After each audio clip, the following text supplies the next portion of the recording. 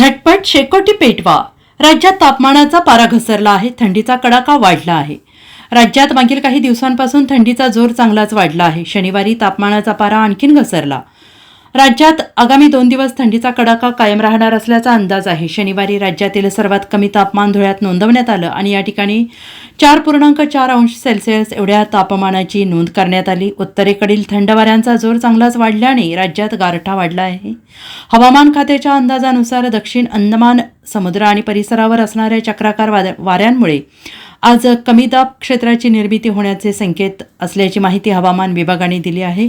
लक्षद्वीप आणि मालदीव भागावर कमी दाबाचं क्षेत्र सक्रिय झालंय. उत्तरेकडील राज्यांमध्ये थंडीचा जोर चांगलाच वाढला आहे. पंजाबमधील उधमपूर येथे 0.7 अंश सेल्सिअस एवढ्या तापमानाची नोंद करण्यात आली आहे. देशातील सपाट भूभागावरील हे नीचांकी तापमान आहे. राज्यात बहुतांश ठिकाणी आकाश निरभ्र असून तापमानात घट होत आहे. मुंबई पुण्यासह इतर भागातही थंडीचा जोर दिसून येत आहे. कोकण, मराठवाडा, विदर्भ, मध्य महाराष्ट्रात हवामान कोरडं राहण्याचा अंदाज आहे.